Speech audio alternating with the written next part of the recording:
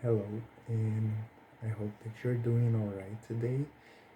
And in this class today, I want you to turn on the subtitles in your video because we're going to discuss some topics, and I'm going to teach you how to start a business conversation and how to end it properly. Okay, we're going to talk about that. This was a class that I gave today, and for me, it was a very interesting topic to discuss about. So I hope that you have a great time. Remembering the things that I want to share with you here. And if you have any questions, you can feel free to ask me in the comments. I'm going to answer each comment as I do in most of my videos. So the title of this class is how to start a business conversation, okay?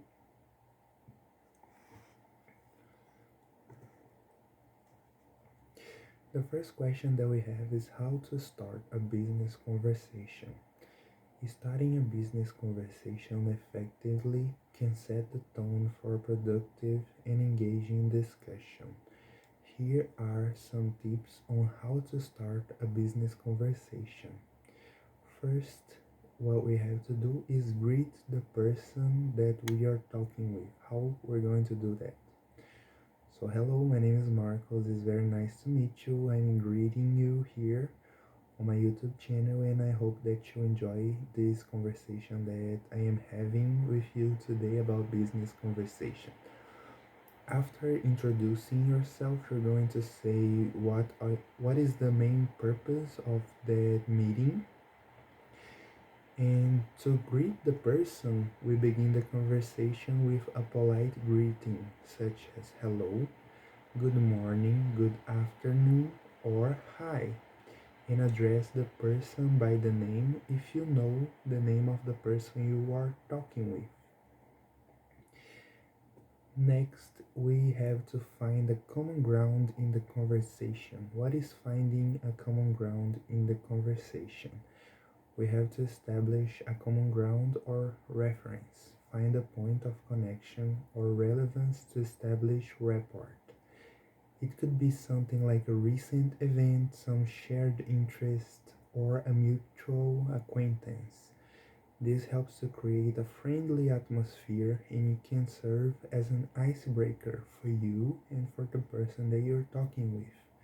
For example, I noticed that we both attended the conference last week. What were your key takeaways from the event? This is one of the questions that we may ask for the person we are talking with. After that, we express the purpose of the conversation. We we cre- we sorry, we clearly communicate why you initiated the conversation and what you hope to achieve with that conversation. This helps the other person to understand the context and focus on the discussion. For example, I wanted to talk to you about a potential partnership opportunity between our companies. This is a way that we can find a common ground in the conversation to find what is the main purpose of that meeting. So, next we ask questions to lead to a common understanding. We ask an open ended question to engage the other person by asking a relevant and open ended question that encourages them to share their thoughts or opinions. Open ended questions promote discussion and show that you value their input. For example, what are your thoughts on the current market trends and how they might impact our industry? Then we have to listen actively. Once the conversation is underway, actively listen to the other person. We pay attention to the responses, ask follow up questions, and show genuine interest in their perspective. Active listening helps foster a productive and meaningful exchange of ideas. So, when we have an idea and we want to share that with the person we are talking with, having an active listening is very important. Why? You want to have a conversation not only for the conversation itself, you have to listen closely to what the other person is telling you and give an actual response to that. So, to make that easier, we listen actively. We pay attention to what the other person is telling us, okay? Next, we adapt our approach and ask questions. Remember, it's important to adapt your approach based on the situation and the person you are speaking with. If I'm talking to a businessman or a businesswoman, I'm going to have a different approach than I would have if I was talking to my mom, for example, or with my father or one of my cousins. Why? Because in business meetings, we have different goals than we have when we are talking to our relatives. We usually in business meetings want to achieve one goal. We want to find, as I said before, a common ground that helps the other person to understand our point of view and listen to what we have to say carefully. So, with that approach, it's easier for me to understand you and it's easier for you to understand me. Next, we have to be respectful, professional, and attentive throughout the conversation. It doesn't make sense when we start a conversation we pay total attention to what the other person is saying, but we lose our interest over time. So, listening carefully, being respectful, professional, and attentive throughout the conversation is something that we always have to do when we are in business meetings. This is a very important and very interesting um, thing to do when we are talking with someone. Questions encourage the other person to provide detailed and expansive answers. They promote discussion and allow for a more comprehensive understanding about a topic. So, asking questions, I'm going to give an example. I'm buying this product, I'm buying a new notebook or a new phone in a store. When I'm buying it, I'm talking to this other person and I want to know every aspect of the phone I'm buying or about the computer that I'm buying. So, giving questions to encourage the other person to provide detailed and expensive answers is a way that I have to make sure that I'm buying the correct product. The same thing is when we are talking about companies. Why?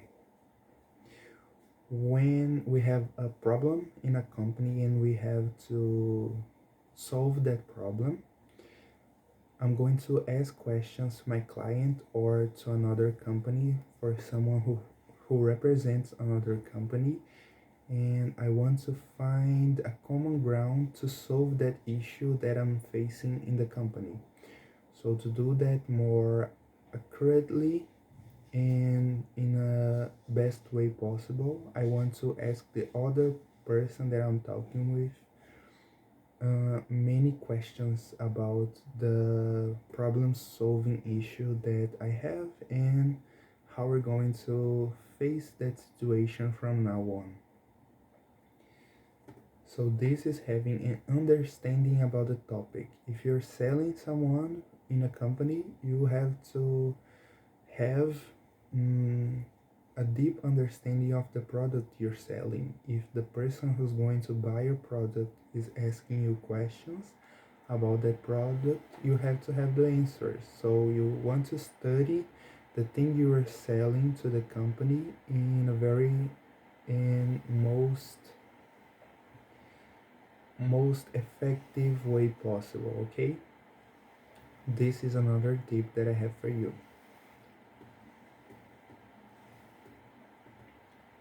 Some example questions to ask when we are having a business meeting.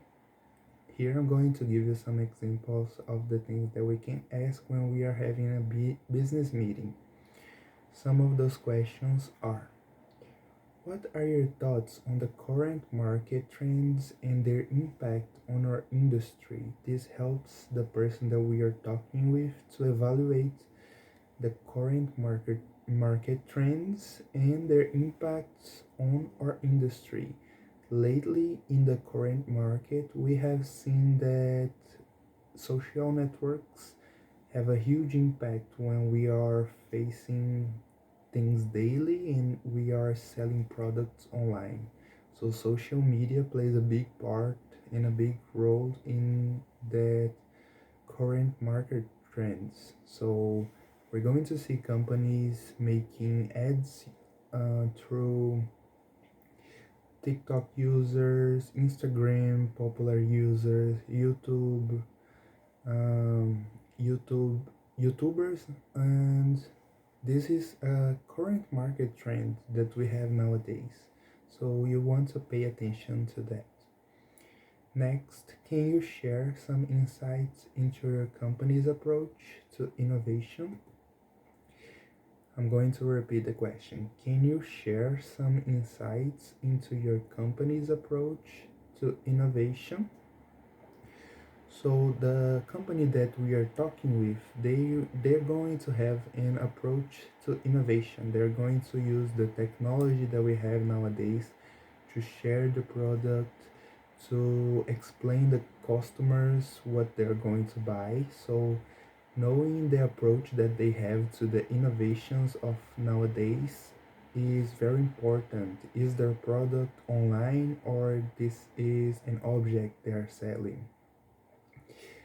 Is this company's customers located on online? They're buying online or they're going to the store to buy a product? These are things that we want to be very attentive with. Next, could you please elaborate on the steps your team took to achieve those results? Could you please elaborate on the steps your team took to achieve those results? In that way, we can see where the company went right and where they went wrong when we are facing the the creation of a product, the customer success. Next question that we have, I'm not quite following. Could you provide an example to illustrate your point?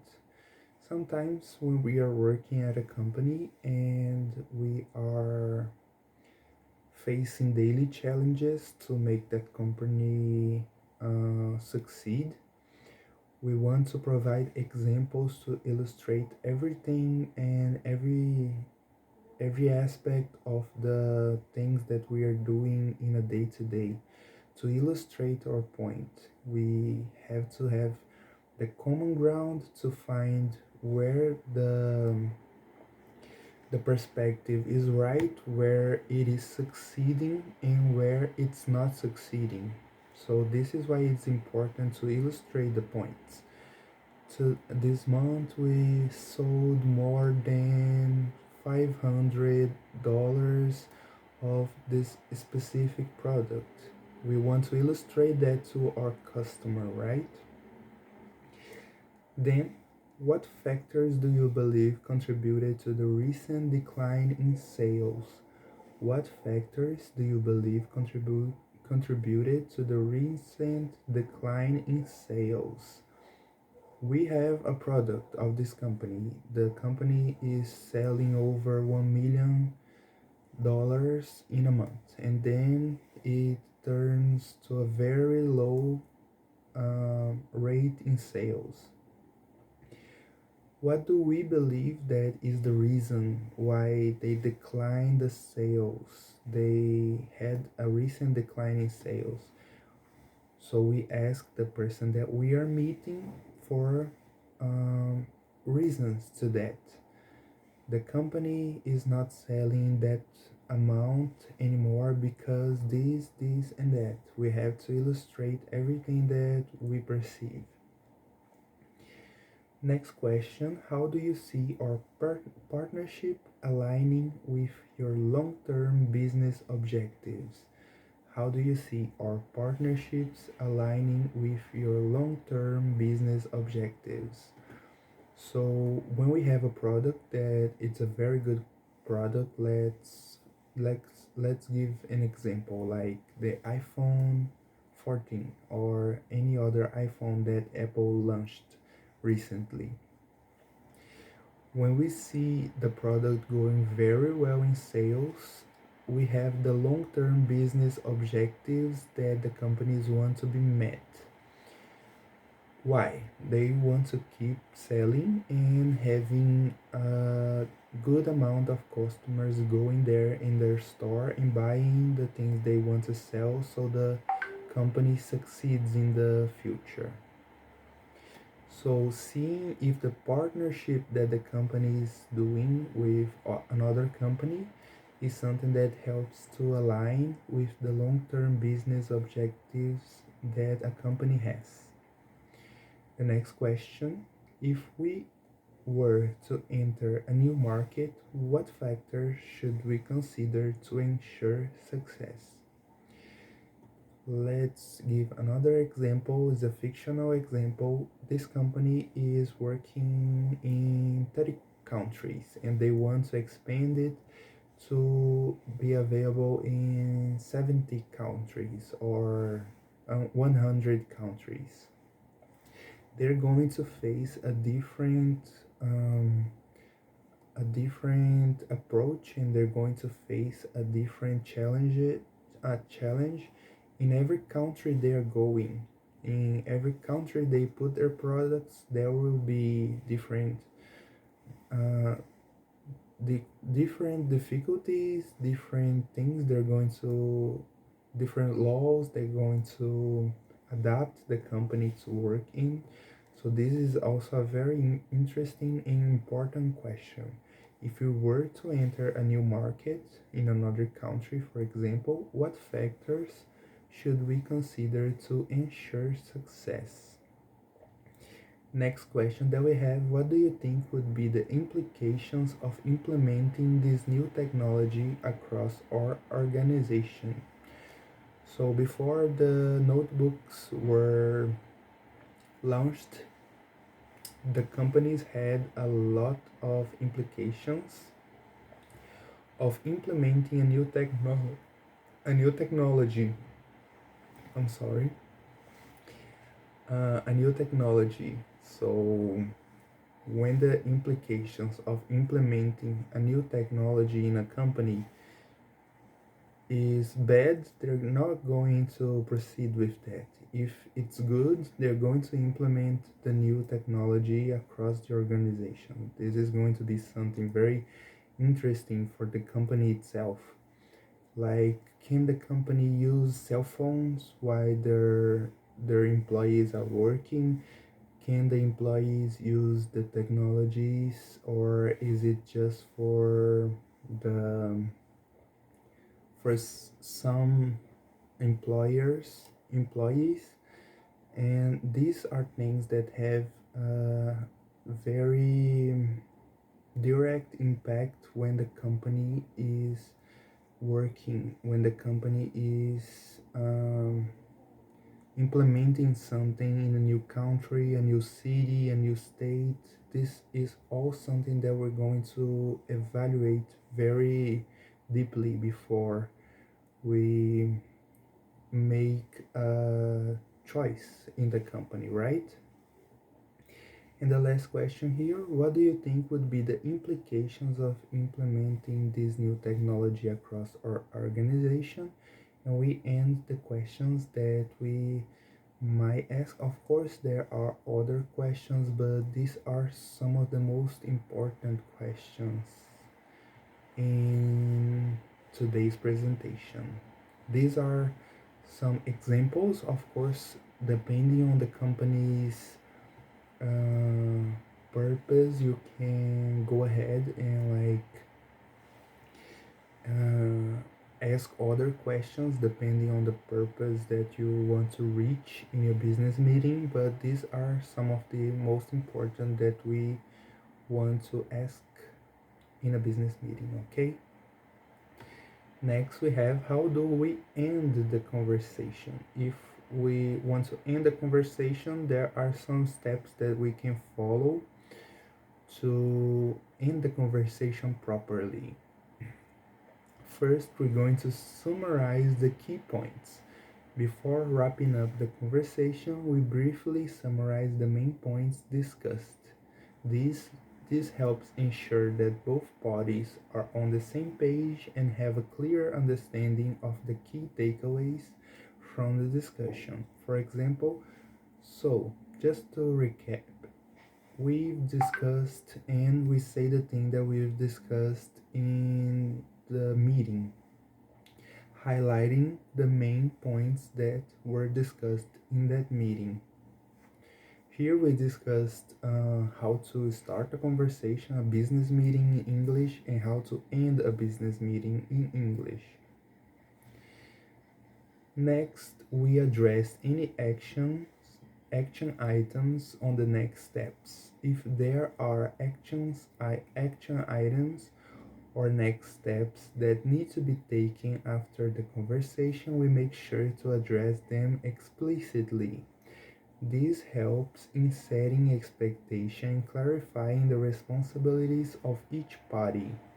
For example, based on our conversation, it seems like our next steps will be, and then we outline the specific actions that we're going to take after that meeting. Like, we're going to send a new number of smartphones to this country. We're going to send this number of ships to this other country.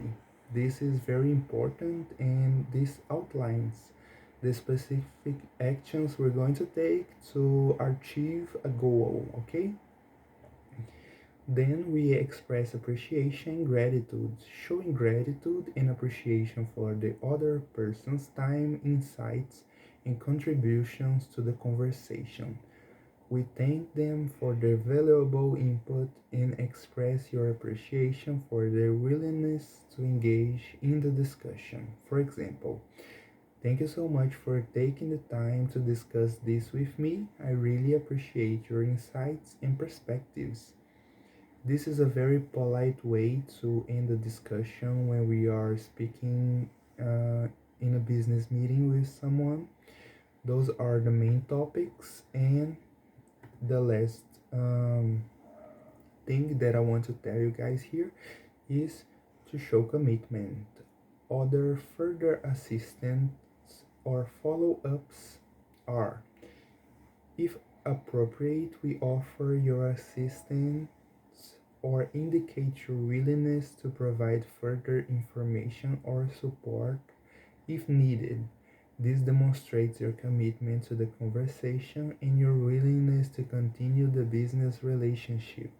For example, if you have any further questions or need additional information, please don't hesitate to reach out. I'm here to help. Ending with a polite closing. Use a courteous closing statement to conclude the conversation. It can be something like, "Thank you again for your time," or "I look forward to speaking with you again soon," or "This leaves a positive impression and maintains a professional tone." These questions and these statements are very interesting to discuss more about, because when we are closing deals with somebody, when we are working at a company and we have a really good employee in that company, we want to continue to have that employee for more time. We want them to go ahead and keep doing a good job. So these are some of the main phrases that we can use to state and conclude the conversation. Thank you again for your time. I look forward to speaking with you again soon. And this leaves a positive impression and maintains a professional tone. Why the professional tone is important? Because when we are facing a customer, when we are working with somebody, we want to keep a professional tone with that person that we are working with. We have made a good impression on the person we are working with, and keeping the professional tone shows that we are ready for more challenges, and this will probably leads to better results than we don't keep the professional tone when we are working at a company, right? So to exchange contact information, if you haven't you already done so, exchange contact information such as email addresses or phone numbers. This enables further communication and facilitates any follow-up that may be necessary. Having that contact information, if we haven't already done so, and exchanging contact information helps us to keep the person that we are talking with active. We want that person to be able to come back and do more business with us. So this is why it is important to exchange contact information. I am working at a company and I meet someone who is a very good employee. I want to maintain the business with that person after I get fired. I get fired from that company. So I'm going to exchange the contact information with that person. I'm going to uh, exchange my phone numbers with that person. I'm going to keep the contact just so this other person knows that it was good to make business with her or with him. So this is why changing emails and changing phone numbers is very important. So I hope that you guys enjoyed this presentation, and in the next video I'm going to bring you more tips about business and English tips, because this is something that I enjoyed doing very much, and it was very nice talking with you, and see you in the next video. Bye bye.